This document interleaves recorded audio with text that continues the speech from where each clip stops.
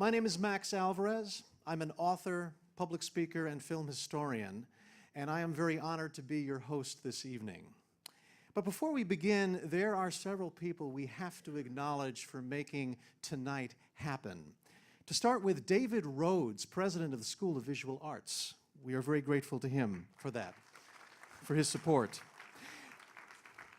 Reeves Lehman, the chair of the school's film and animation department, who not only made this beautiful state-of-the-art theater available to us, but he's always been there for independent filmmakers. We're grateful to Reeves for his support as well. The first of two Salvatores.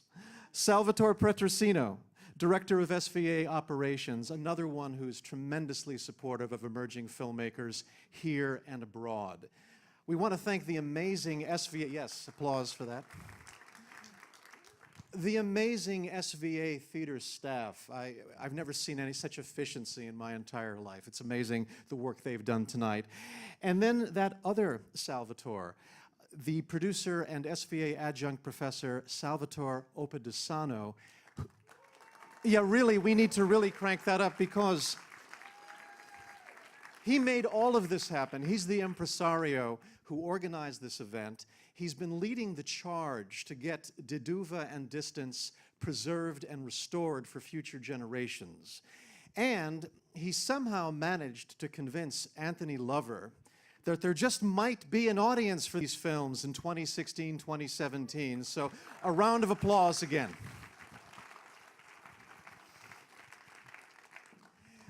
We promote this as the 40th anniversary of the last time these films were shown, officially anyway, in a cinema on a big screen.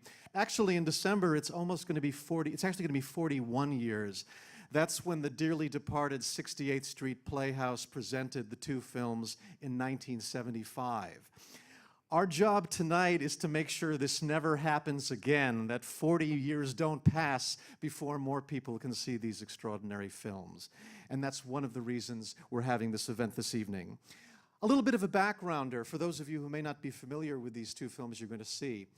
Düva, The Dove, was filmed in 1967 here in New York State, and it was shown the following year.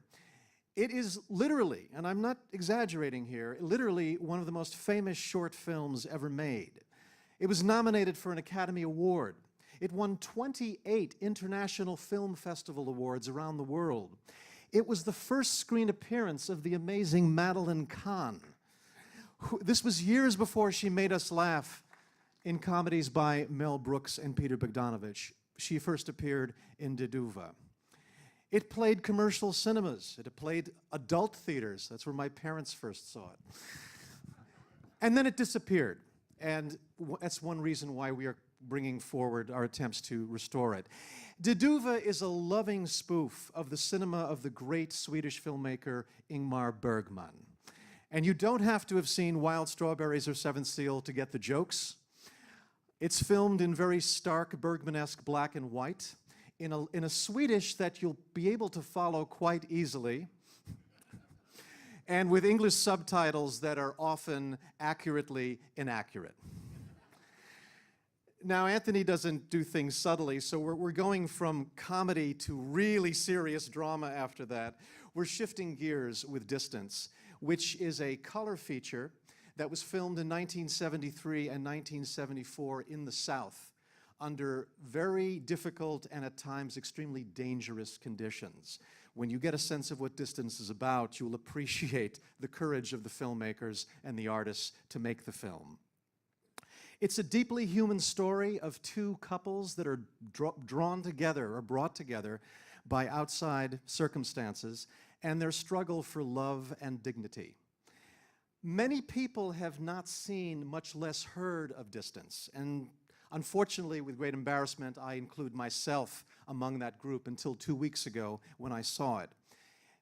You're all going to have different reactions to Distance, but if your reaction is anything similar to mine, you will find that a few days after you see this film, the emotional power of the film will start to sink in. Distance was a first for quite a number of people. It's the first feature film that Anthony Lover directed. It's the first film that had a starring role for the actor James Woods. It's also the first feature film that the wonderfully talented Bibi Besh appeared in, and she plays the role of Joanna, and we'll talk more about her and the others after the screening. As Anthony Lover told me, Düva and Distance were a bunch of firsts getting together magically. Now, for reasons known only to himself, Anthony Lover is still trying to be convinced that there's an audience for these films in 2016 and 2017. And it's up for all of us to convince him that there is. Your feedback tonight, your input is essential. In the days ahead, you're going to be sent an email with a link to an online audience survey questionnaire.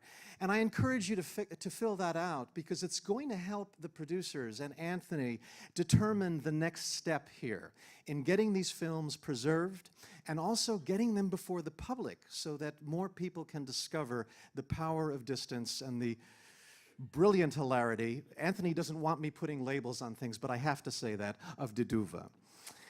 So your feedback is going to be important. And also after the screenings in the lobby, Anthony and I and a videographer will be cornering some of you for your thoughts on the film. If you're camera shy, of course, we won't pursue that. But we'd love to hear your feelings about these films that will help us in the publicity efforts.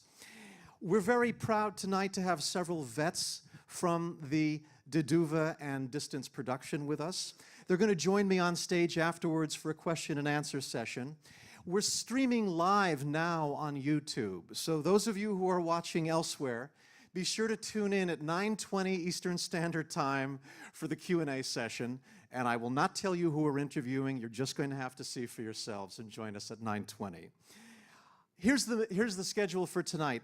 Düva, which runs 15 minutes, is the appetizer. Distance, which is an hour and a half, is the main course. We're going to have a short break, and then we are going to have the Q&A session, which is going to be 25 minutes. And then we are having a raffle of 2 items from Distance. You may have noticed in the lobby there was a Distance one-sheet, an original poster. If you look closely, you could see that Anthony Lover signed it. Somebody here tonight is going home with that. So we're going to have a drawing afterwards for who gets the Distance one-sheet. There were only 10 made. The other item that's going to be raffled off is an original shooting script for Distance, autographed by Anthony Lover and the screenwriter Jay Castle. So I hope you will join us then. Thank you so much for being here tonight. We encourage you to take photos and text and let everyone know in social media about this event. But as a courtesy to the filmmaker and artists, we ask that during the films being projected, you turn off your cell phones and put them away. Let's work together to make sure the only light in the SVA theater tonight is on the screen. Thank you so much. I'll be back in an hour 45.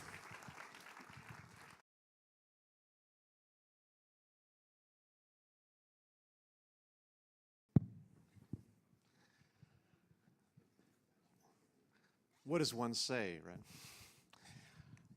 Tonight is a celebration of 2 films that have been unavailable for so long, but it's also a memorial for several artists who we've lost since these films were first shown. George Coe, who played Victor in Düva, who co-directed Düva with Anthony Lover and who produced Distance, passed away a year ago, July, in Santa Monica, California. He's sorely missed. Madeline Kahn, who played Siegfried, the cigar smoker in Düva, was taken from us 17 years ago, and we've all missed her since then. Anthony Lover commented on how nervous she was that day when they filmed her scene in Düva, and she wasn't quite the seasoned pro that we've all known and loved her as. And then Bibi Besh, who played Joanna in Distance. My goodness, she passed away 20 years ago, far too young. It's a great, great loss. I was very fortunate to have met her briefly at a press junket for one of the Star Trek movies that she was in. and I found her to be a very elegant, classy, funny woman, and I feel fortunate to have met her. Her daughter, Samantha Mathis, is a very distinguished actress in her own right. But to these wonderful artists, we dedicate tonight's production. Thank you.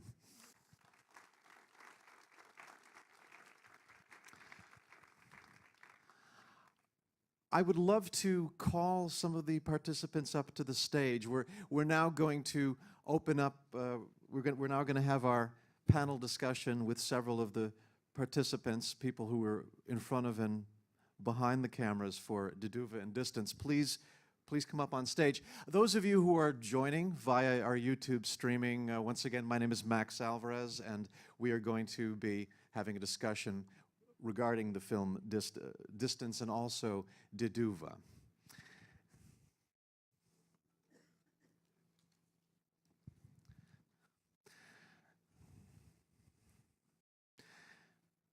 It's my second viewing of Distance. I saw it alone in a screening room several weeks ago, and I'm normally not the kind of person who talks back to the screen, but when Greta made that decision at the end, I gasped out loud. I did not see that coming. And I'm interested in finding out more about how they crafted the story.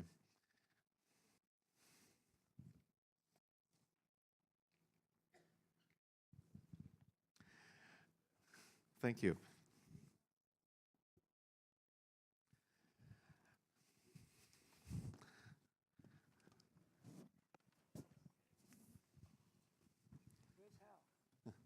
There's Hal. Okay. I'm here.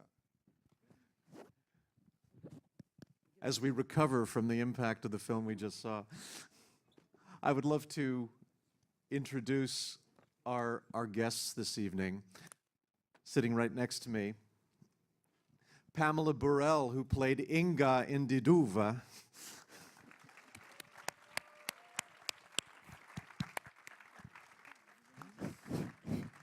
Sitting next to Pamela is Jay Castle, the screenwriter of Distance.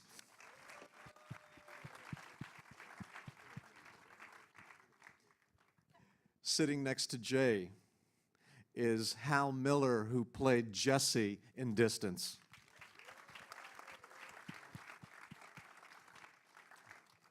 Sitting next to Hal is Tom Nelson, who is a sound mixer and a sound recorder for Distance, who was there throughout the production.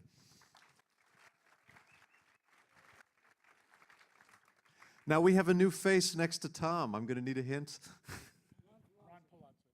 Rock Palazzo. Welcome as well. And we also have Lee Dichter, who is a sound editor. Lee Dichter. And the enigmatic, mysterious Anthony Lover standing right next to him, director of Distance and co-director of Düva. And then we have John Dowdell, a colorist on these films. And yes, it's possible for a black and white film to have a colorist. So a round of applause for all these people.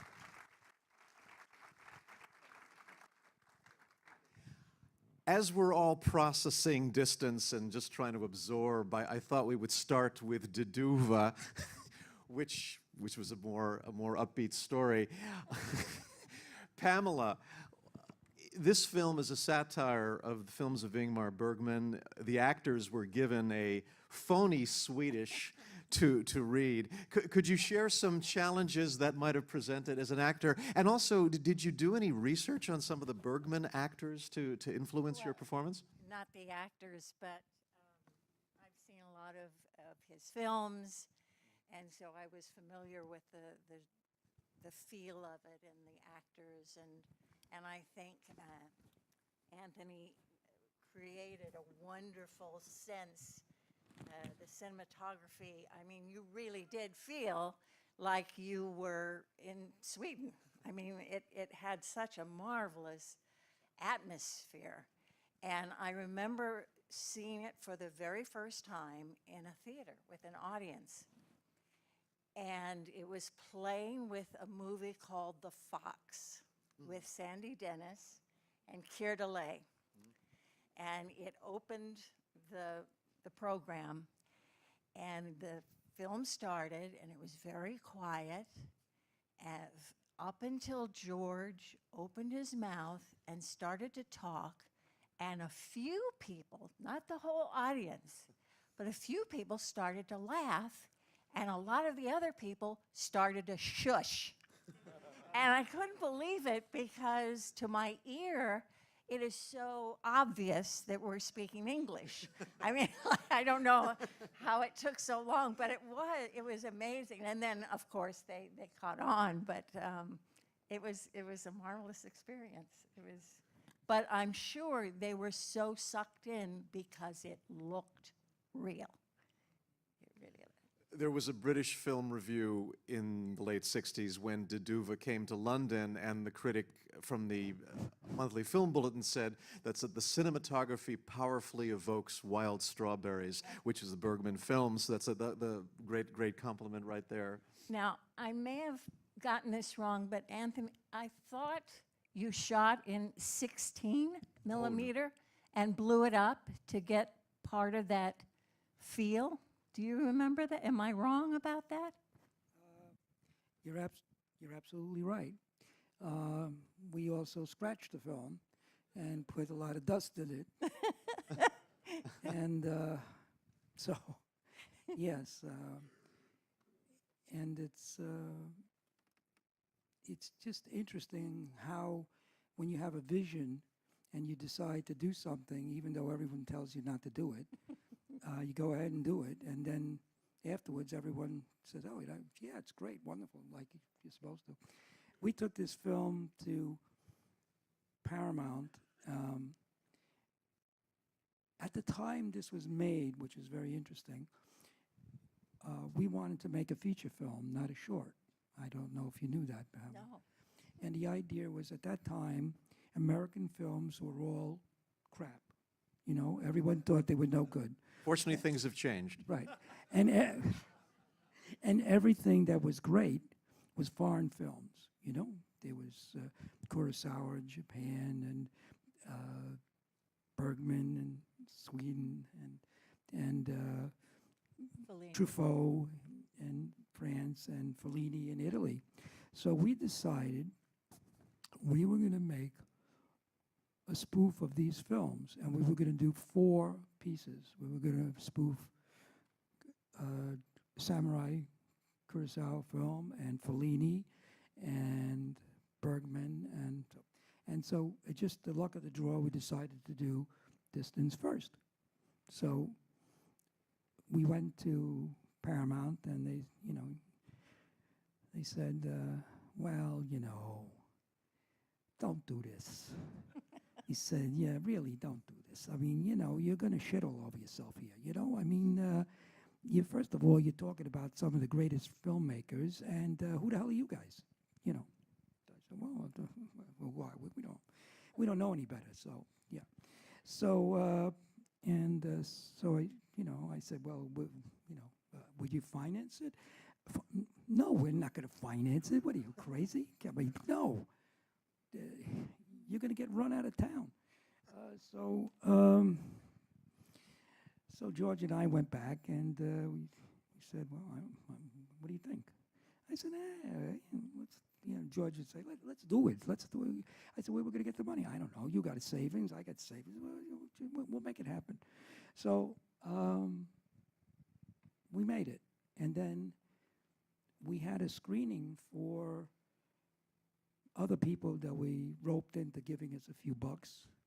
And we were screening at a theater, a private theater called Rizzoli's. It's no longer there. It was a bookstore at a movie theater in the bottom. And I was screening it for the actors. And I don't know, were you there? At Rizzoli's? So, yes. Yes. And so, George and I said, well, look, hey, at least the people who put the money in, they feel like they got something. We screened it for them in a theater, so what? So we did something. But we didn't know that sitting in the theater was a New York Times film critic. So apparently, he was invited by somebody. I don't know. I would never let him in. But anyway, so he calls the Film Society in Lincoln Center. And then they called, they want to see the film, they see the film. And then the premiere film that's opening the Lincoln Center, the director, Milos Forman, sort of, I said, I got to have that film to go with my film. And so we never got to make the film. The damn film took off and everybody was doing stuff and they wanted to distribute it, they want to do this, they want to do that with it. We represented the United States around the world as a film and won 28, 30 awards, nominated for Academy Award. And so much for don't do it. So that George and I said, well, let's make let's say, hey, let's make the feature we wanted to make. So we looked around and tried to find something. We wrote something, he and I, was Lives and Loves of Elliot Crawford. And we thought it was funny and serious at the same time. And we were going up to Paramount to see about them financing this. But just a week when we were about to bring it, events in real life happened and made the film useless. What it was about two guys who make this young girl pregnant, and they're trying to get an abortion. And at that time, you couldn't get an abortion. And what the three of them went through in this country to try to get an abortion and do stuff. So it was serious and a comedy at the same time. But at that time, that week, abortions became legal. So much for the movie. So we then. Am I talking too long? Well, I was going to jump in because it just shows how you were pushing. I'm sorry. No, you were pushing the envelope at a time in the 1970s, and you do that with Distance as well. And when I was first seeing Distance, I was trying to stay ahead of you and also of Jay, the screenwriter. I figure, well, the nickname for the James Woods character is Laertes. This is a 1950s take on Othello. It's going to end with the strangulation of the wife. Boy, did I get that wrong.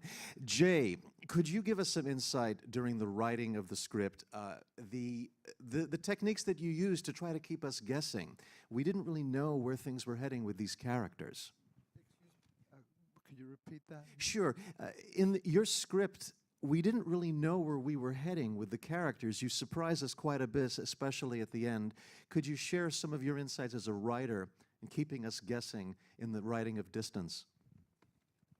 Well, the characters came from my own experience serving in the Army in the 1950s. The character of Joanna, the insurance lady. Oh, okay. Right on that. Right there? Okay. It'll work. Right Not in the used to, or accustomed as I am to public speaking, but she was based on somebody who existed, who did come around and visit. And in the 1950s, there were a number of German women who had, there were English women too, but mostly, but German women who had married during World War II black African-American soldiers and came back. And in 1956, the Army had just desegregated the posts. So the Army was desegregated during World War II. And the situation with a lot of these women that married sometimes Georgia crackers, who were very much like the other two sergeants in the film, had a bad time also. And we were trying to imagine what would happen. I mean, to set up the situation where a woman from Germany was brought, who had absolutely no idea of the atmosphere in the South in the United States, was brought here by her husband, whom she fell in love with in Europe. And we, my approach to the screenplay was basically, we're all the same, you know.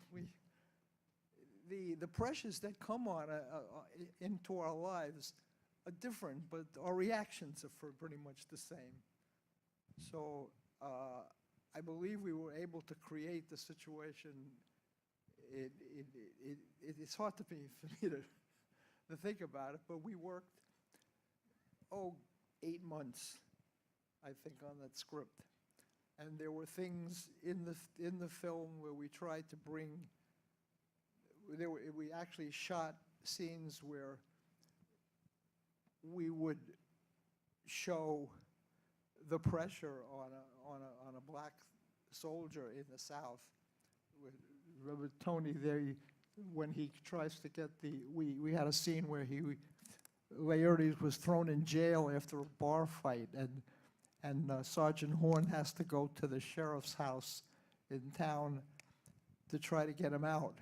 And we shot that, and it worked, but it didn't work in the text when we put the whole film together. It was like 2 different films. So I don't know, am I making any sense? No, yeah, absolutely. It just shows the amount of work that went in. It was a struggle, and we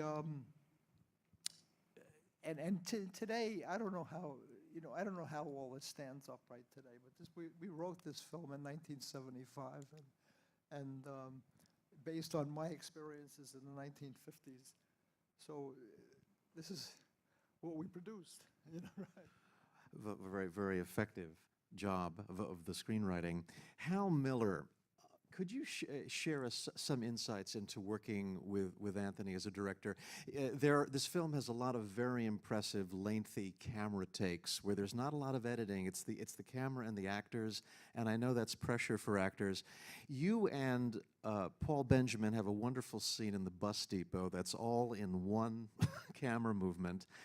Any memories that come from dealing with Tony's demands as a director, his demanding technique? Well, first I want to say that I'm extremely happy to be here because the insight that I have gathered after many years, because I did see a portion of this film years ago when it was first done, but I didn't have the knowledge, the deep, intrinsic knowledge to understand what this film was truly about. I was at the Vivian Beaumont Theater doing Twelfth Night, and I then went on to do Gordon on Sesame Street when I got a call to do this film. And I read the script, and I thought it was interesting, but I was a young, kind of silly, frivolous actor. And, you know, I said, the only reason I'm an actor is because I don't want a 9-to-5 job. So I went into it with that kind of thing. The thing that I take from this film now, and this man here, I kiss your hand. That's how much I love you. That's how much I love him. Insight, amazing insight, that I didn't really reach for until I became who I am now.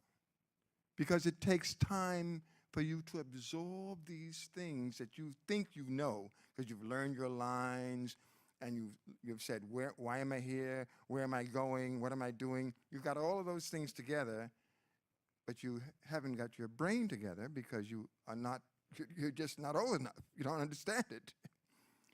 It's interesting. For young actors, are there any young actors in the audience? Are there any actors in the audience?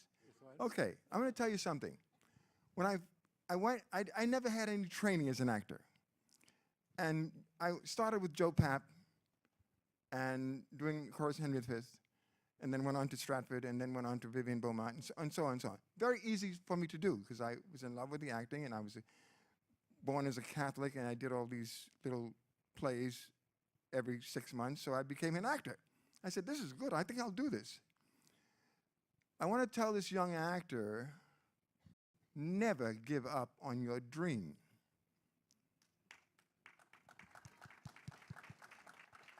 when I was in a little workshop, and I did Sir Toby Belch from Twelfth Night, and there were 30 students in the audience, and the director said to me afterwards, Harold, I think perhaps you should look for another kind of thing to do in your life. That same teacher I invited to the Beaumont to see me do Twelfth Night, to do Fabian in Twelfth Night, with René Aubergenois and Blythe Danner and all the rest of those guys, Moses Gunn and so forth. My point is, if you have a dream and you truly believe it, don't stop. Don't stop. My first agent, I went to a penthouse and it said, do not come in without an appointment.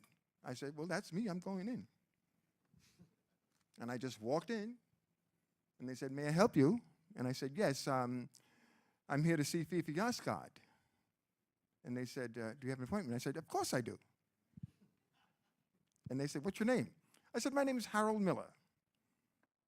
And they looked on the sheet and looked on the sheet and looked on the sheet and said, when did you get the appointment? I said, well, I was in LA and I called and said, I'm going to be in New York and I'm going to see Fifi Yasgard because I'm an actor and I'm really a great actor. And they said, hold on a second. And she went in the back and came, out comes Fifi Yasgard. And Fifi Yasgard comes out and says to me, young man, come in, come here, come here. I go into the back of the office, sit down, and she says, you're lying, aren't you? And I said, you're damn right I'm lying. I didn't say damn, though. I was very good Catholic, I said, yes, I am lying because I have to see you, because I have to be with you, because we're gonna do great things together. She was my agent for about 30 years almost.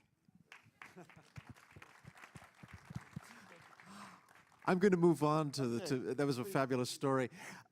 Yes, Tom, I heard a crazy story that you recorded the sound not with the customary boom mic that goes above us, but with lavalier clip-on microphones. Is that true? How did that work?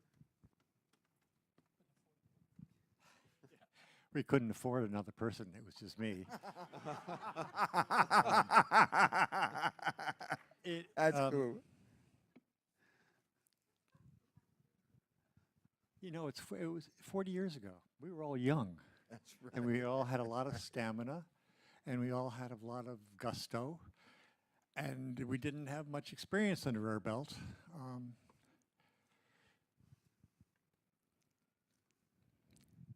But we were guided by this man.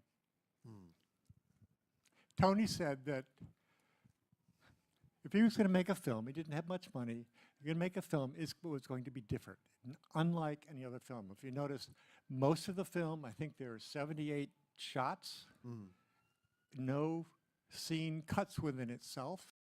Every scene cuts to a time jump to a different location. And you have this constantly moving camera that can move around that, like the mailroom, and get one actor in close up and then one actor in the distance. And then their positions change, very choreographed. And this was the genius of Tony. So my mentor, who's out here someplace, Mark Dichter, said, well, they had come out with a stereo Nagra. Everything else had been mono before that. What if we put a lavalier on every actor and then put a boom up and other open mics? Now a lavalier puts, no matter if he's 40 feet away or 100 feet away, he sounds exactly the same distance, or she, from where you are right now. But a boom mic has perspective. A person, their volume goes down, you get bounce off the rooms, you get the indirect sound. And we did a few tests, and Mark had this idea, and I kind of put it into fruition, and we tested it with Tony. And it worked.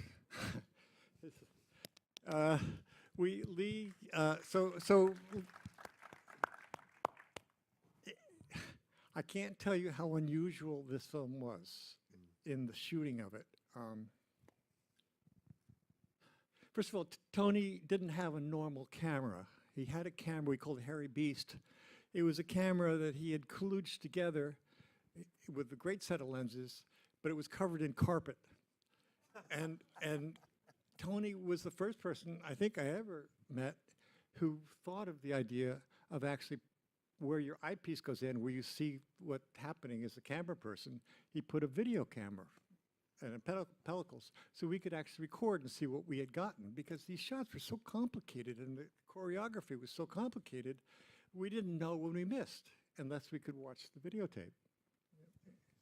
And so it was a very different style of shooting. Each take, each day was almost one scene. We did things like, we didn't transfer any of the sound until after we had all finished shooting and got back to New York. Then we transferred it all. And I mean, it was an enormous learning experience for me. I had been, you know, like a cameraman in the Marine Corps. I had done documentaries. I had done a couple of commercials, but I had never been asked to do a long-form dramatic film. And in these 40 years since then, there have only been two people that I think, Tony being first, who had the ability to have an idea and make an assumption that we should make the film this way. It's really special this way. And had that very special ability to convey that to everyone, all of us youngsters, in such a way that we all wanted to pull the cart in the same direction. I remember crazy thing. It was not easy. Crazy things happened on the set. We don't talk about them. I mean, I came out of we lived in a strip motel or something like that, and I came out, and we were all kind of getting in a van or school bus or whatever we had, and Tony was in his car. And I thought, well, was he asleep? I don't know. But, Tony, you all right? He said, yeah. I said, what are you doing out here? He said, well, I didn't want to get left behind. I mean, it kind of felt like that. And Ron was telling me this morning, he says, I can never get you up in the morning. 15 hours. Yeah. That's why. Things happened on the set that were, for example, that last scene, which was a gymnasium and a captain's party, his farewell party. The whole crew, everybody, it was like being in high school. Everybody twisted crepe paper and made the whole thing the crepe paper. Every person did that. We finished, it was all dressed, and the actors were getting ready, and we went next door to the cafeteria to have a lunch or dinner or whatever time it was. And we heard this, and the lights fell down. They were attached to a scoreboard, and the entire lights fell down. And we all kind of looked into the room, make sure nobody was hurt, and Tony kind of looked in, and he came back, and he says, well, why don't we take a two-hour lunch today? And kind of, we went with that. You know, it was an enormous learning experience for me and for all of us, but for me especially because I had the opportunity to work with Tony to follow it through to the sound editing. For example, as a sound man, I made a mistake. I put blankets down and mats and took all the footprint. Everybody who walked on stuff took their footsteps away, which was kind of standard at that time. Well, in the post, I Foleyed and put every footstep back in that movie that I'd taken out. And then Lee was wonderful because we would go to Lee and he'd have 60 tracks. Okay, let's go. Boom. And well, I'll let him tell it, but he played because he had, every actor came up in two faders. One was close and one was far. And he could push people away and pull them forward, depending on the picture. It was a really sound of design that was ahead of its time. Ron, do you have any stories to share? Let me just say one thing about Tony. I want to say about Tony Lover. As an actor, we all want tight shots. For those that don't know what a tight shot is, that means you can actually be seen full face on the screen. Tony Lover spent his whole time doing that film with beautiful, fabulous, tight shots. If you really re-examine that film carefully, you'll see beautiful cinematography. I mean, it's just absolutely fabulous. And it's, I mean, as an actor, as a young actor, I didn't really know too much about that. But as an actor now, and I'm 83 years old.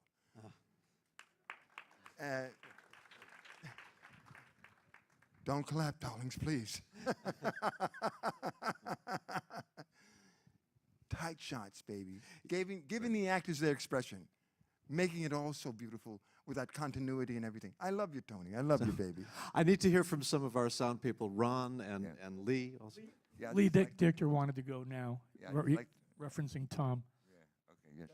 So what Tom was just explaining about the different tracks that they came through and how it was recorded, it was one of the earliest films that I was working on that had this separation of a lot of the close microphone and the boom across the rooms, which gave me tremendous freedom to equalize certain tracks.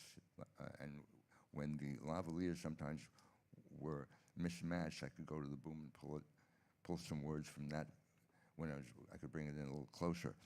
In fact, I remember one or two scenes when the two people would be talking and the lavaliers would be, picking up their sounds, and I would keep them close. Sometimes when let's say, James would, when he was turning over, he would cross the microphone, and I would lose some of the dialogue. I couldn't really get it the way I sounded. But then I realized early on when I was mixing the movie that I could take BB's mic up because she was getting his voice onto her microphone at times because they were so close together. So I learned from that to follow it through during the rest of the movie. When I was in trouble, when someone went off mic, I not only could equalize their microphone, I could steal some of the sibilants and voice frequencies from the other microphone, which was like, this was a whole new bag of tricks for me. This was fabulous. So that was really You can see why he ended up working for just about all the DGA A-listers subsequently. Finally, Yeah. John, any quick... Let me just have one little laugh, Okay. one little laugh line about the Düva. That film was 15 minutes, right, Tony? Yes. It should have taken me one day to do that movie. It took over 2.5, and the reason was because I couldn't stop laughing while I was working the film. Who could? So that's Very funny film, boy. And just finally, well, we have a quick anecdote, and then John. Yeah. My name is Ron Palazzo. I was the assistant director on Distance and the production manager, and I'll talk about that in a minute quickly. I know we spent a lot of time here. I just want to take this opportunity to congratulate Tony Lover for creating what I think are two seminal works of cinema. The man is truly a film genius. Thank you again, Tony. He's been my friend and colleague and mentor for over 40 years. I've learned everything about the film industry and business and art from him, and any success that I have, I do owe to Tony, as so many hundreds of others in our business and industry have. And I want to thank him for that too. A couple of things about The Dove. Sid Davis, who was one of the writers of The Dove, and he also played Satan, was a very peculiar and funny guy and bright guy, and had his unusual quality, shall we say. I didn't work on The Dove, but I got to know Sid because he worked with Tony and me at Liberty Studios doing commercials. And we did a commercial where we had to go to California. I think it was 73 or 74. And Sid was giving all these reasons why he couldn't go. And finally he said, Ron, I'm scared shitless about flying. I just can't fly. I said, well, we'll make it happen. Don't worry, Sid. And we gave him alcohol, and he took pills. We had to practically drag him on the plane, and he was literally shaking. Well, we got to the Chateau Marmont, where we were all staying, and then that night, the earthquake of California hit, whatever that was. It threw Sid practically into my bed. And he comes running downstairs, and he says, Ron, give me a ticket. The earthquake. I don't care about flying. I'm flying back to New York. So it took an earthquake to make Sid Davis overcome his fear of flying. Just a couple of things about Distance. I worked as the producer and assistant director, and one of the things my job entailed was making sure the locations and sets were as real as possible, and also working with the sound department. An assistant director always works closely with sound. And if you notice, and I'm sure there are a lot of film junkies here, This film has no score. I can't think of a major film without a score that uses intrinsic music, either in the restaurants or in coming out of the television, sound, not even music. And there is no score in the film. It's not only not missed, it's so enhanced the reality of the film. And I think that's another thing that both Tom and Tony and Lee have to their credit. Something about the making of the film, the scene where the women get together in that little diner, it took us 4 diners because this was 1973. 3 said, we don't want people like you in our diner. We don't, I was like, I said, what is this? Is this that scene from Giant where Rock Hudson has to have a fist fight to let the Hispanic people? Yeah, I saw that coming before me.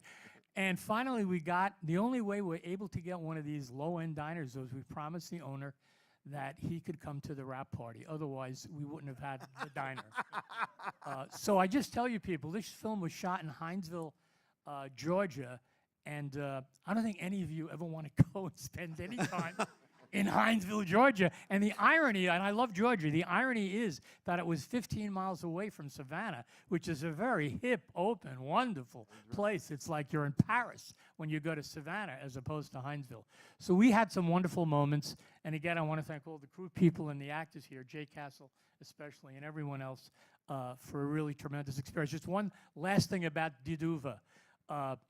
George Coe, who was one of the writers and also one of the stars of The Dove, used to spend nights with me going over clips from the old Sid Caesar shows where he would do fake Italian and fake Spanish to get the Swedish, and we would play lines back and forth. We'd be cracking each other up, and that was one of the contributions that I made.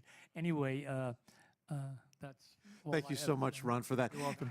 And then finally, John the colorist who colored a black and white film. You have Anthony sitting next to you trying to help you determine the look of the films, Düva and Distance. That couldn't have been easy. It's actually delightful. We've actually been great friends, and I've done, his great openings of HBO. Da da da da da da da. We built that incredible model, and how many takes we made, and to get that in color. And he created the whole look of HBO. I don't know if you realize that. But we've had this long, long relationship of his commercial work and his others. But yeah, he's right at my side, and very particular, and both black and white. Huh? Peculiar. Okay. But anyway, it was the black and white, the Düva, was shot on regular 16 and blown up, and we worked from the 35 millimeter into positive on that. And then of course, Distance was shot on 35 millimeter. So both those films were telecine. Back in those days, you finished the film as a film print. You worked with a lab, you worked with a timer, you did all the cuts and the timing lights, and you made a print. And then once the print was approved, you also made what's called an into positive, and that's what we use to make these masters. So that it looks like negative, it's a backwards negative, And but anyway, it's not a very cutty film, as you realize. Huh? 75 cuts, I think, or something like that. And but each shot, meticulously, we worked to get the look and the feeling of it, and the flesh tones right, and the densities. And because they were long camera moves and all, and sometimes there's the riding of exposures and changing it throughout to make it fit in to the video image. Film is a bigger color space, and video is a little smaller, so you got to kind of cram it in a little bit. But anyway, the film, what you saw tonight is, God, it was done a long time ago. It's done just to an NTSC, that's our old American standard, to digibeta, and this was blown up, and I was amazed how well it held up on the screen here, because now, of course, we're used to HD. But what I'm really, really hoping, and Tony and the gang, is that we get a chance to totally restore the film properly. So what, yes, good. What we would do on that case is work with his original negative, and I work at Goldcrest Films. And I've done a lot of restorations, like Killing Field, and what we would do is we would scan the film to a very high resolution, 3K resolution, and then we fix every speck of dirt, every scratch, everything, and then Tony would sit next to me, and we would do another whole color correction. It'd probably take about a week. That's usually what a film takes. shot by shot by shot, meticulously, and then you could get it back into a DCP master that you could show in a motion picture theater on a digital projector, or it could even be shot back to motion picture film on an Airy laser recorder. And when you would see it projected, it would look like it was shot yesterday.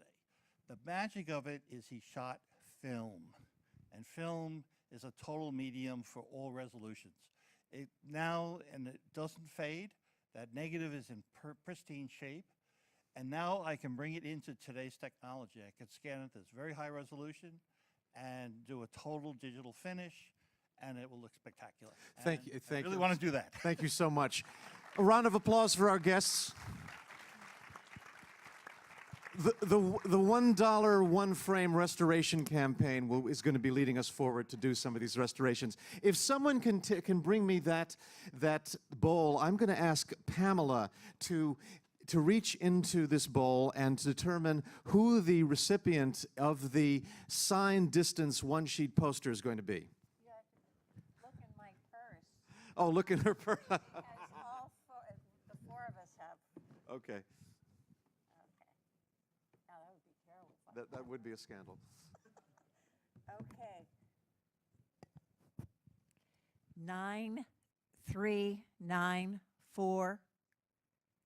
9394334. 934. No.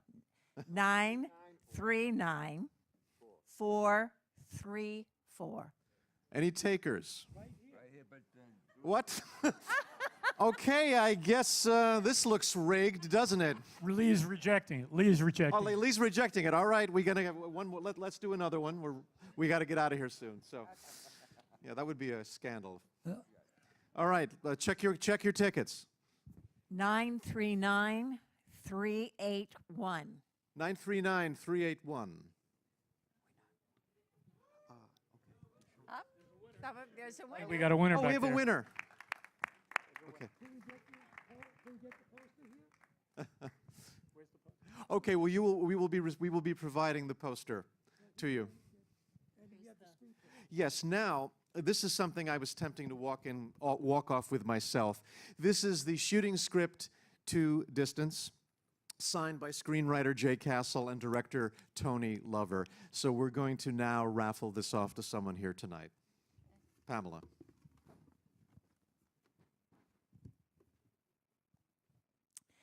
Nine three nine 306. 939306. Going once, going twice. No takers. Okay, What? you should no take. We're gonna all right. We're gonna try another one.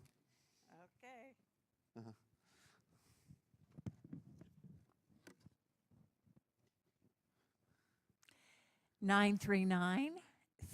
939374. 939374. We have a winner. Come on up. Okay. Great.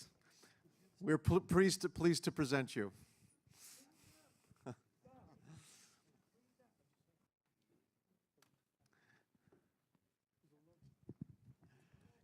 Congratulations. There you go. A round of applause for our winner.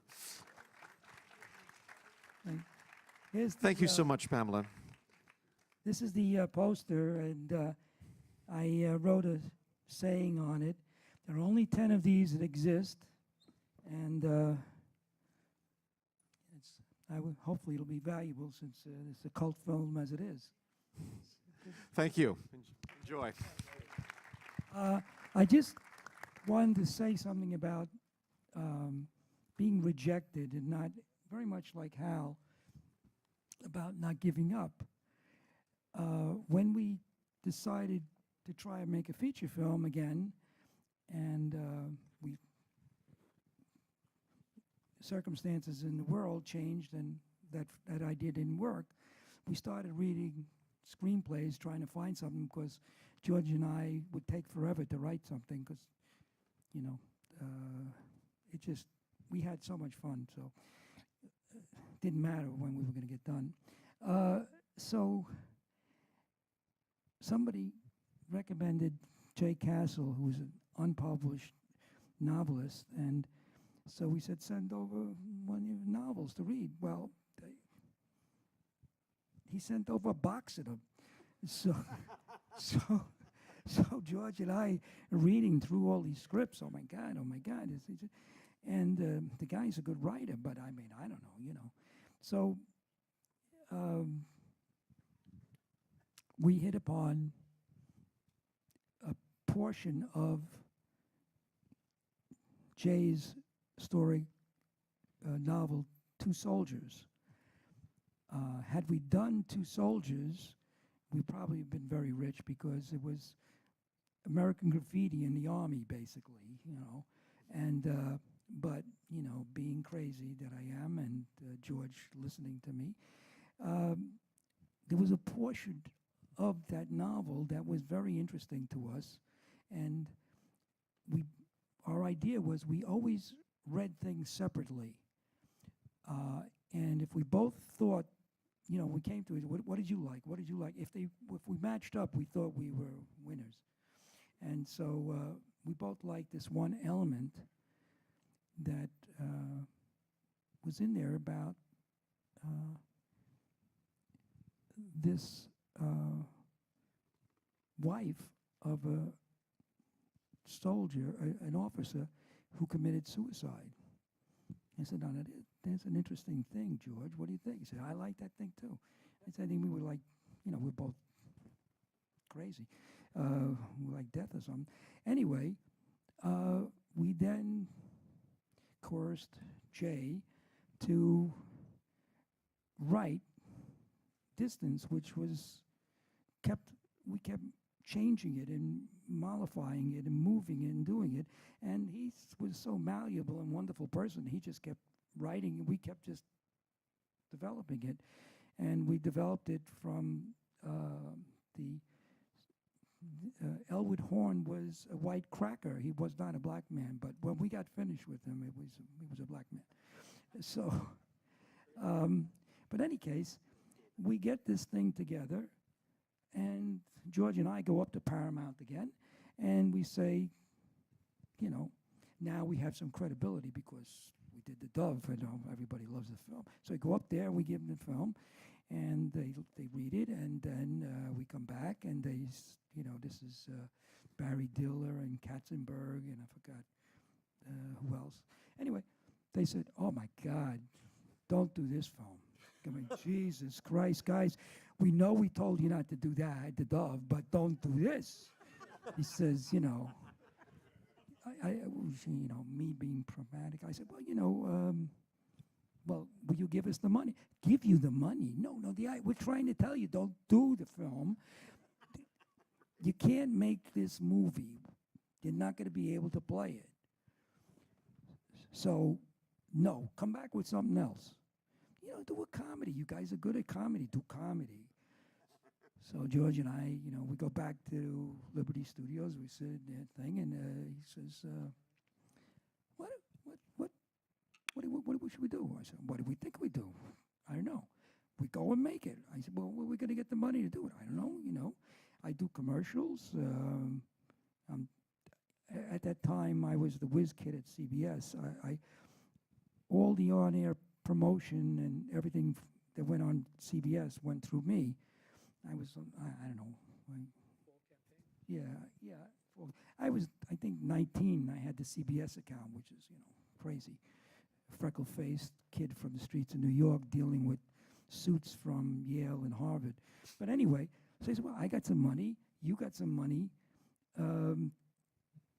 So we put our money together. We'll make this movie. Although, you know, we had the kind of money we were talking about is it wouldn't be a low budget, it'd be a no budget. And then we wanted to shoot it down south, do it where it was meant to be as Jay envisioned it. And I had no idea what that meant. And, you know, Paramount was correct. When we made the film, nobody would play it. Nobody would play it. Nobody wanted to show it. And, you know, we said, oh, my God, you know. We won a couple of Best First Features, but that didn't mean anything. So we then had to invest more money, and what we call four-walled it. We had to pay the movie theater to run the film and pay them for the popcorn and the soda and everything else. And so, you know, and this was becoming a losing proposition, big time. Anyway, you know, I would sit in the back of the theater. I can't stand looking at my own stuff. So, but anyway, and I, you know, people didn't say anything. The movie's over. They start going out, and I'm following them, trying to hear what they have to say.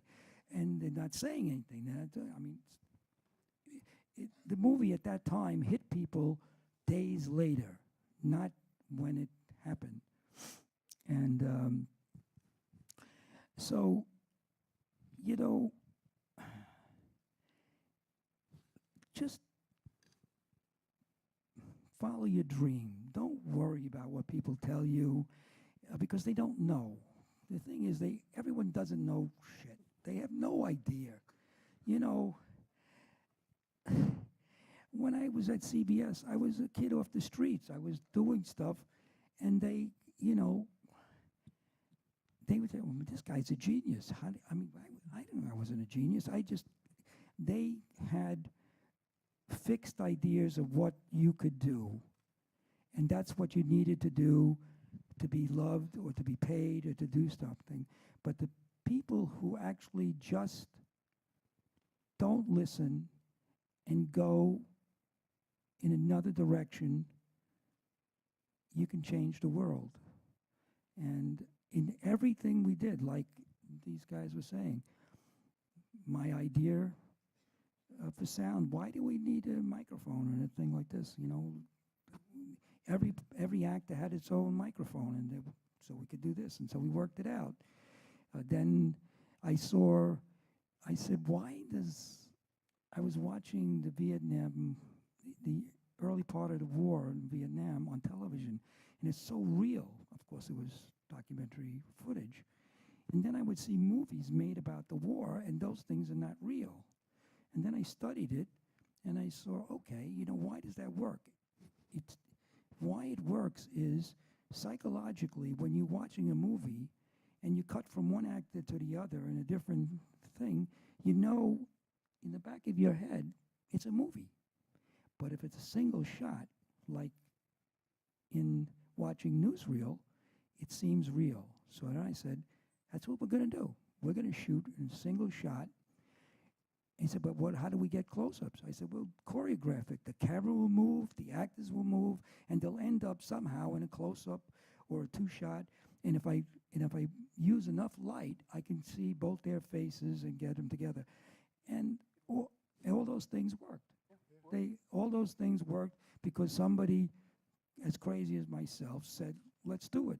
And then it's my first film for all these people. And I believed in giving everybody a first chance because I got my first chance. Some crazy person allowed me to do something.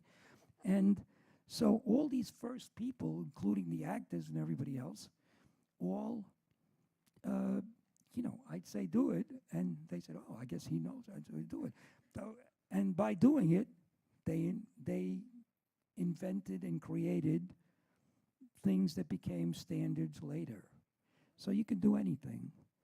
And so why don't we leave it open? They could ask any questions, and I'm willing to lie about anything that you want to say. Thank you, Anthony. Few? Okay. We can take a few questions from the audience. If you've absorbed distance into Düva by now, don't be shy. And I'd be happy to repeat any questions so everyone can hear. Oh, certainly. Oh, yes, please. Hello, I want to thank everybody up on that stage for your contribution to this wonderful film, the two films. And I'd like to thank Salvatore Oppedisano for making this evening possible. I am his cousin. We drove up from Boston to see this. And I would like to share with you that I was stationed in Hinesville, Georgia, in Fort Stewart in 1983. And it's not much different from when you filmed that film. Wow. So I wanted to share that with you. And I just am very pleased about this evening. Thank you. Thank you. I just want to say one thing, that not being discouraged, I tried very hard. I didn't allow, like Woody Allen, any scripts to be out, because I was afraid what might be happen if the people in the town got to read it. They were quite, nosy about what we were doing. But being from the streets of New York, I was smart enough to, wise enough, or afraid enough to, I said, George, we got to hire the sheriff, the sheriff's cousins, the sheriff's friends, and everybody in this family to protect us in this town. And so it's what we did. Because while shooting it, somehow one of the actors left the script in a diner, and the town read it, and the local town newspaper read about it. And the consequences is that I was shot at a couple of times, which will put a little fire under you when trying to do the film.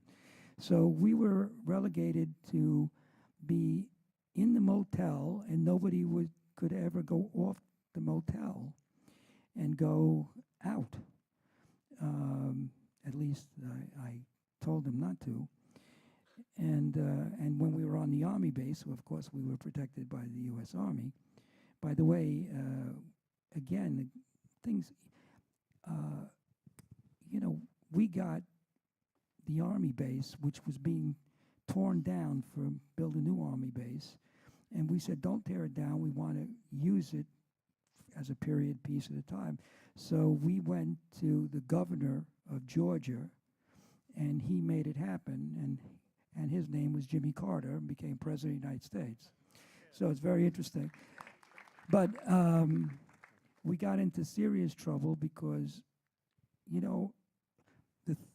the story we wrote and our characters, they started to take on similar traits that are all human. Paul Benjamin and Aya Pokanen, Elwood Horn, and Greta started to have a love affair making the movie. And during along the time of the movie, their relationship started to deteriorate. But in the meantime, they would, falling in love, they would want to go out in the town, of course. That was, scary. And, only because we had the sheriff, we were able to make sure things were solvable. But it was just very interesting that they were portraying within their own relationship what was happening in the film. So Paul is one of my best friends, and what Tony is saying now, I can vouch for 100%, because this young lady fell deeply in love with Paul. And Paul came to me and said, Hal, I don't know what to do, man. I'm trying to be an actor. She wants me to go to Finland. I can't go to Finland, man. I can't do it. And she said, come to Finland. You're going to be a big star, Paul, blah, blah, blah, blah, blah. And when I saw this young lady, she was uncontrollable. She was like this. And I just took her in my arms and said, listen, kid, we're all actors. We're trying to make it in this crazy, crazy world. Relax. Paul's going to be here. You can come back and visit him. I walked her home. I took her home from the filming. Took her home to her house, right there near Riverside Drive, and said, go home, relax, take a chamomile tea, and go to bed. Because love, love affairs, it's a wild thing. You know about love affairs. All of you have been in love, I'm sure, everyone in this audience. So I know exactly what happened to Paul and what happened to this young lady. And, and they got over it. She's fine now. I mean, I've spoken to her in Europe. She's fine. I mean, I've been traveling all around China and India and everywhere, and I didn't see her, but I've been talking to her. Anyway, on and on. Ron, you had a point? I just wanted to, speaking of sensitive material and Tony's courage, something happened after the movie in our studio, Liberty Studios. We were doing a series of commercials. This is really an unknown part of American political history. We were doing a series of commercials for the Jewish Federation for kids having problems with drugs, delinquency, whatever. We did it for a certain agency, which I will not mention, and it was for the Department of Justice. They were going to use this. We did the commercials. It was supposed to be completely nonpartisan in the way they were used. They were public service. We did it pro bono. We were really not paid. We hear from the agency that some of the higher-ups were really violently pro-Nixon. Nixon was president at the time. And the commercials were going to be turned over to CREEP. This is before CREEP became infamous. Committee to re-elect the president, by the way. Committee to re-elect the president. And Tony and I was the producer, Tony's the director, blew our tops. We didn't take money for this, and now we're going to help elect our arch enemy, Richard Nixon. This simply can't happen. I said, Tony, what can we do? He said, hold the negative. Don't give it to him. I said, we can't do that. We've been paid. Just hold the negative. So I said, all right. I called it Movie Lab. I said, we want the negative delivered to Liberty Studios. And the agency went berserk, said we'd never work again. We have a right to the negative. We wouldn't give it up unless they signed a release that it wouldn't be used for creep or to help Nixon get reelected. They finally did it. And only because Tony and in my small contribution, we stood fast that that was not done. And I thank Tony for that also. Another question from anyone in the audience? Do I see a hand back there? No. Oh, yes, please. I'm sorry. Hi, I'm also a filmmaker, so I totally understand what you mean by saying because I was the only one. But I wanted to ask Harold, because the film has to do with interracial marriages, you being in an interracial marriage, how are things different or not so different today as it was at that time? Did we all hear the question? The question. How are things different or not different from that time to this time in an interracial marriage? Now, that happens to be my niece, by the way. And she's a filmmaker. I've been married interracially for 55 years. I met my wife at a dinner party on Lexington and 53rd Street at a dinner party, and I was the only African American there, and everybody was laughing and having dinner and so forth and so on. I looked at that lady over in the corner and said, "Whoa, I think I'd like to be with her." And I invited her to come have dinner with me, and she said, "No, I can't. I got to go back to Connecticut." And so I said, "Well, I got to follow this thing, man. I got to really follow this thing." So what I did was I sent her a telegram and called my name Alexander Pushkin. You all know who that is. That's a Russian poet. Uh-huh. And her mother read it and said, "Who the heck is Alexander Pushkin?" And I sent her $100 with it and said, "Please come down. I'll meet you in the village at the Bravissimo, and we'll have a drink. And who knows what's going to happen then, you know?" And she called me back and said, "Harold, I'll be there on Thursday." And I waited and waited and waited in the Bravissimo. Huey, the bartender, said, "She's going to be here, Harold." I said, "No, I'm going. I'm leaving, man." Because at that time, I thought I was the greatest actor that ever lived. And I was that much above the ground. She said, wait, she's coming. And she did show up. And I said, "Oh, thank God you're here. Can I get you a drink?" She said, "I'll have a drambuie. I'll have a Scotch Mist." That's drambuie with some kind of alcohol with ice. And we fell in love, and we've been married for 55 years. That's there great. She is right there. Raise your hand, darling. Well, thank Marie. you all. I hate to cut this off, but I want to thank all of you for being here tonight. Thank you, Anthony. Thank you, wonderful team. Thank you, Sal, for organizing this. And thank all of you for joining us. Good night.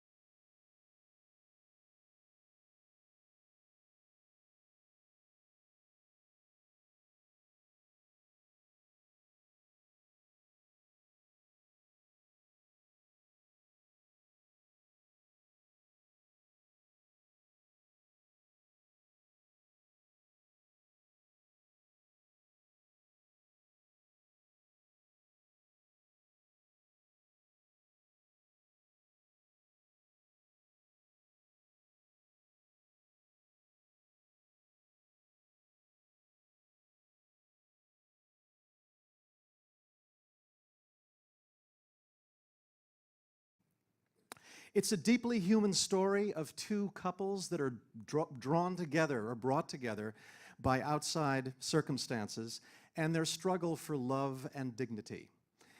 Many people have not seen, much less heard of Distance, and unfortunately, with great embarrassment, I include myself among that group until 2 weeks ago when I saw it. You're all going to have different reactions to Distance, but if your reaction is anything similar to mine, you will find that a few days after you see this film, the emotional power of the film will start to sink in. Distance was a first for quite a number of people. It's the first feature film that Anthony Lover directed. It's the first film that had a starring role for the actor James Woods. It's also the first feature film that the wonderfully talented Bibi Besh appeared in, and she plays the role of Joanna, and we'll talk more about her and the others after the screening. As Anthony Lover told me, Düva and Distance were a bunch of firsts getting together magically. Now, for reasons known only to himself, Anthony Lover is still trying to be convinced that there's an audience for these films in 2016 and 2017. And it's up for all of us to convince him that there is. Your feedback tonight, your input is essential. In the days ahead, you're going to be sent an email with a link to an online audience survey questionnaire. And I encourage you to fill that out because it's going to help the producers and Anthony determine the next step here in getting these films preserved and also getting them before the public so that more people can discover the power of Distance and the brilliant hilarity. Anthony doesn't want me putting labels on things, but I have to say that, of Düva. So your feedback is going to be important. And also,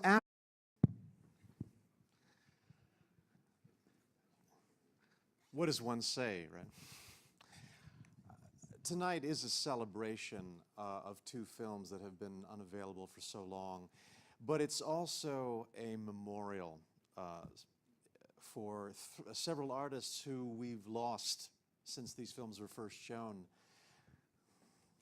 George Coe, who played Victor in Düva, who co-directed Düva with Anthony Lover and who produced Distance, passed away a year ago, July, in Santa Monica, California. He's sorely missed. Madeline Kahn, who played Siegfried, the cigar smoker in Düva, was taken from us 17 years ago, and we've all missed her since then. Anthony Lover commented on how nervous she was that day when they filmed her scene in Düva, and she wasn't quite the seasoned pro that we've all known and loved her as. And then Bibi Besh, who played Joanna in Distance. My goodness, she passed away 20 years ago, far too young. It's a great, great loss. I was very fortunate to have met her briefly at a press junket for one of the Star Trek movies that she was in, and I found her to be a very elegant, classy, funny woman, and I feel fortunate to have met her. Her daughter, Samantha Mathis, is a very distinguished actress in her own right. But to these wonderful artists, we dedicate tonight's production. Thank you.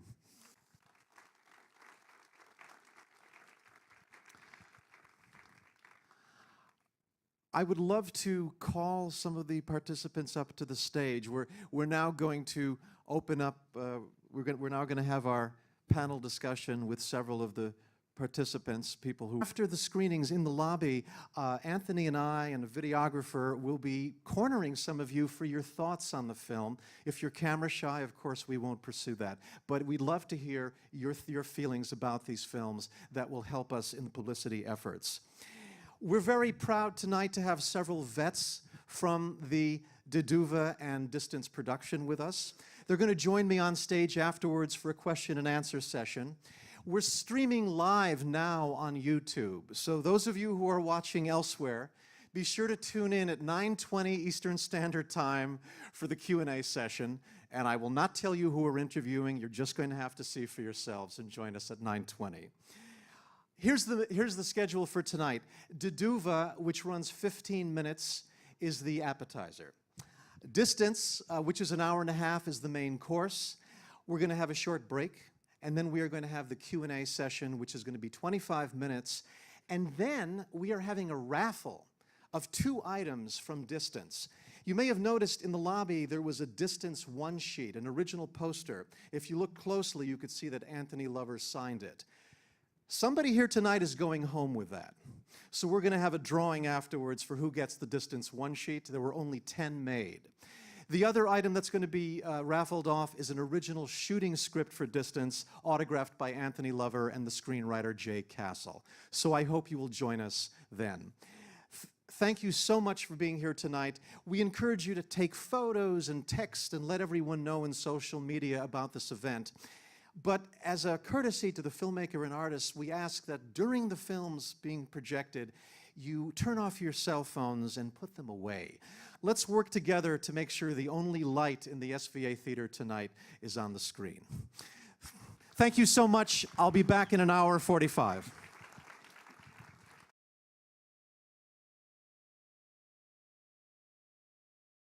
My name is Max Alvarez. I'm an author, public speaker, and film historian, and I am very honored to be your host this evening. But before we begin, there are several people we have to acknowledge for making tonight happen. To start with, David Rhodes, president of the School of Visual Arts. We are very grateful to him for that, for his support. Reeves Lehman, the chair of the school's film and animation department, who not only made this beautiful state-of-the-art theater available to us, but he's always been there for independent filmmakers. We're grateful to Reeves for his support as well.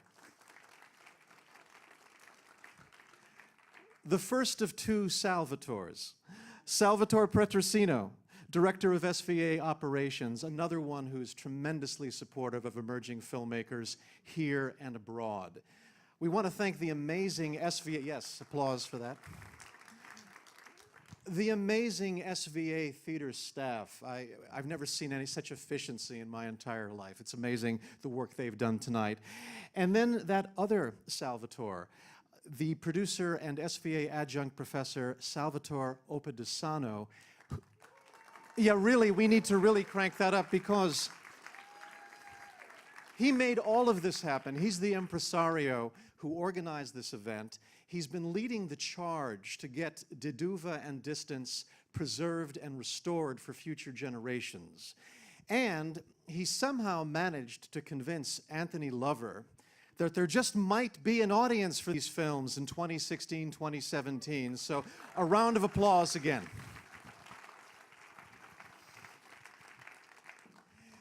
We promote this as the 40th anniversary of the last time these films were shown, officially anyway, in a cinema on a big screen. Actually, in December, it's actually going to be 41 years. That's when the dearly departed 68th Street Playhouse presented the 2 films in 1975. Our job tonight is to make sure this never happens again, that 40 years don't pass before more people can see these extraordinary films. And that's one of the reasons we're having this event this evening. A little bit of a backgrounder for those of you who may not be familiar with these 2 films you're going to see. Düva, The Dove, was filmed in 1967 here in New York State, and it was shown the following year. It is literally, and I'm not exaggerating here, literally one of the most famous short films ever made. It was nominated for an Academy Award. It won 28 International Film Festival Awards around the world. It was the first screen appearance of the amazing Madeline Kahn. This was years before she made us laugh in comedies by Mel Brooks and Peter Bogdanovich. She first appeared in Düva. It played commercial cinemas. It played adult theaters. That's where my parents first saw it. And then it disappeared. And that's one reason why we are bringing forward our attempts to restore it. Düva is a loving spoof of the cinema of the great Swedish filmmaker Ingmar Bergman. And you don't have to have seen Wild Strawberries or Seventh Seal to get the jokes. It's filmed in very stark Bergman-esque black and white, in a Swedish that you'll be able to follow quite easily, and with English subtitles that are often accurately inaccurate. Now, Anthony doesn't do things subtly, so we're going from comedy to really serious drama after that. We're shifting gears with Distance, which is a color feature that was filmed in 1973 and 1974 in the South under very difficult and at times extremely dangerous conditions. When you get a sense of what Distance is about, you'll appreciate the courage of the filmmakers and the artists to make the film.